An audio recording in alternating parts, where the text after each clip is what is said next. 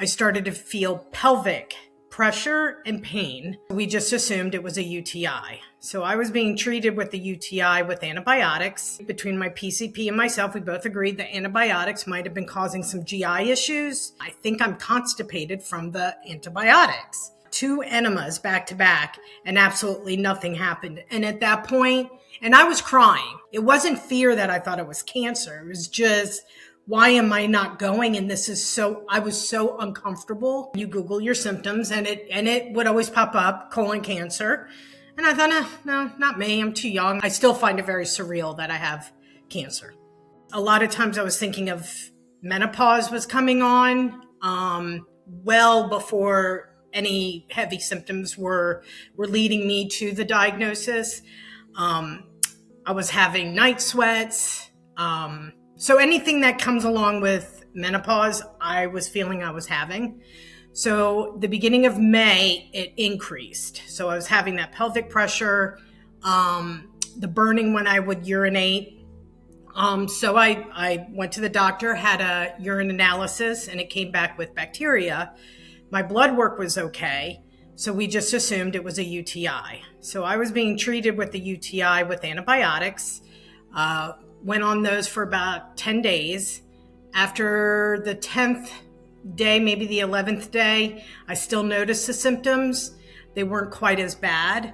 So I returned to my primary care physician, who prescribed to me more antibiotics, but a different brand, which targeted a little bit more of, I guess, the certain UTI that he was tracking. So I was given that prescription. This was only to last 5 days. I want to say within like that 2-3 weeks that I was taking the medication, I noticed a difference in my bowel movements. So the pressure from my pelvic was actually kind of moving up towards my gut. And back to the doctor I was.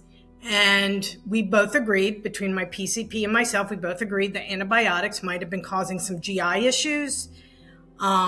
We were still seeing a little bit of bacteria in my urine. So we were either assuming it was towards the end of the infection or the beginning of another round of a UTI.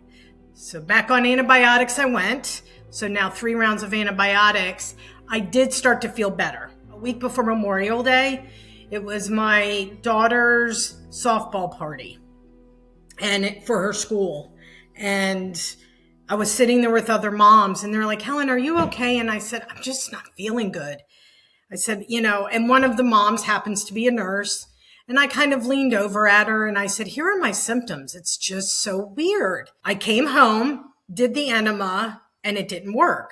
So I did another enema, 2 enemas back to back, and absolutely nothing happened. And at that point, and I was crying, because I couldn't take not knowing I could go to the bathroom. It wasn't fear that I thought it was cancer. It was just, why am I not going? And I was so uncomfortable. I couldn't sit. I couldn't walk. It was just, the bloatingness was very, very, it was just, all I always tell people is it was incredibly uncomfortable. It was probably for a good month. The symptoms were very, very inconsistent. Went on vacation in June, noticed a little bit of fatigue, low energy, not really napping fatigue, but low energy. But my bowel movements were slightly improving. The pelvic pressure was improving. But then came this, like I said, new symptom, which was low energy. I kind of brushed it off, talked about it to my family. We were all in sort of an agreement. It's probably menopause coming on. I went to my gynecologist July 9th, discussed with her, hey, this is what's been going on since May. I think it's menopause. She did some tests, came back. She's like, I don't know. It's not looking like hormones are being affected too much. She goes, let me go ahead and do your pelvic examination, and we'll go back to discussing your symptoms that you were having. So she did the pelvic exam and felt a mass at the top of my rectum to my colon. And from there, we went to testing. I went for an ultrasound directly following that appointment. That ultrasound came back negative. She still, and to this day, I praise my gynecologist, because if she didn't follow her gut, I don't know if I'd be here today. You know, she said, even though everything's coming back negative, I don't feel good about this. Let's go ahead with a CT scan. By July 13th, I was diagnosed with stage 4 sigmoid colon spread to the liver. I had to have her repeat it multiple times. It's amazing how it still makes you cry. Because I couldn't. Hearing you have a mass is one thing, and then hearing stage 4 and spread. And as my doctor was telling me the diagnosis, I had to tell my daughter, I said, you need to text dad and have him come home right away. I called my sister, had my husband, we were all on speaker, and we just refused to believe it. I remember actually getting off the phone with my sister, and it was just my husband and I said, all I know is we're going to fight. Whatever this ends up being, we're fighting. It was tough. My colonoscopy was scheduled a week after that appointment. I came home and I literally stood in the middle of my living room. Daughter comes downstairs. We were just standing there, and we go, well, what's next? What do we do for the next week? And I said, we're packing our bags and we're going out of town. Whew. We're at the kiosk with American Airlines, and it's not taking our tickets.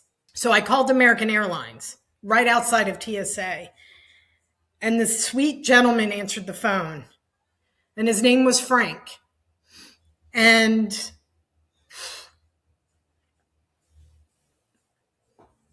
he heard my voice, and he said, are you okay? And I said, Frank, I'm really not. And I said, it's been quite the day. I said, in fact, it's been quite the few days. And I told him what happened. I said, I was just diagnosed with stage 4 colon cancer. And that was the first time I actually had even said it out loud. So I started crying a little bit, and he said, you know what, sweetheart, don't cry. He goes, let me tell you a story. He said, my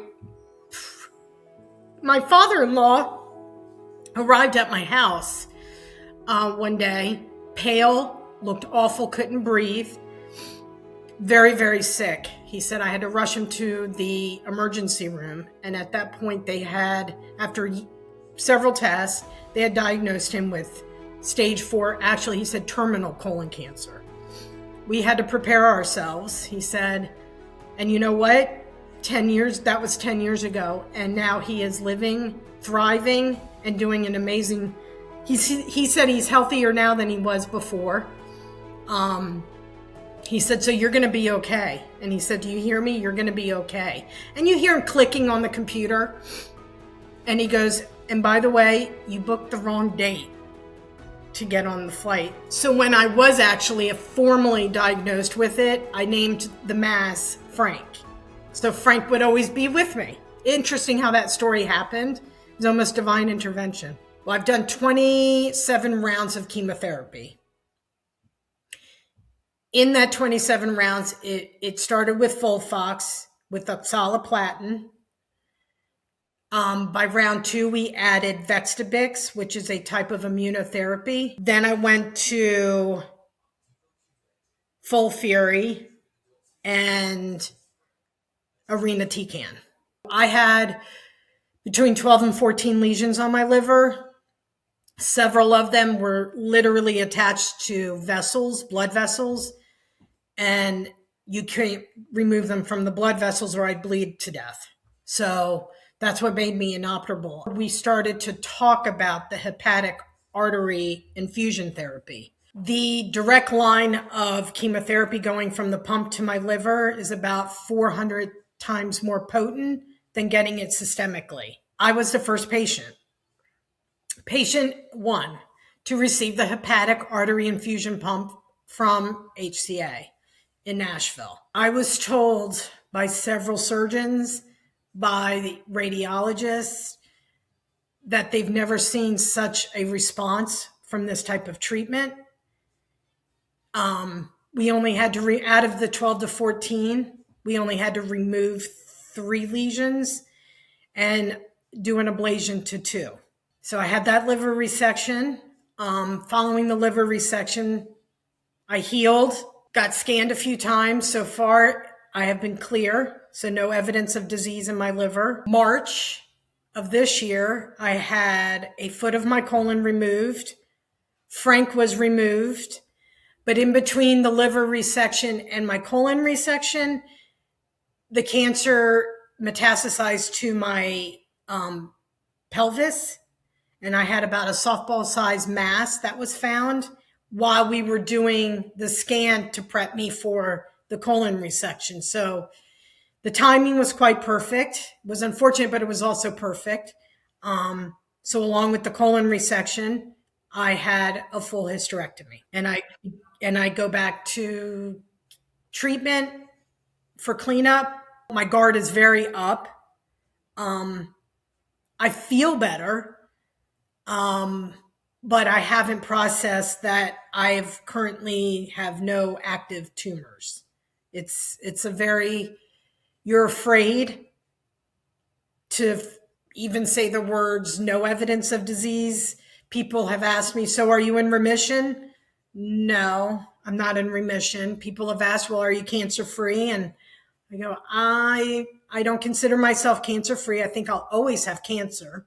My goal since I've had that surgery, and it's kind of been an epiphany over the last several days, that my goal is to just live with cancer, but to be treatment free.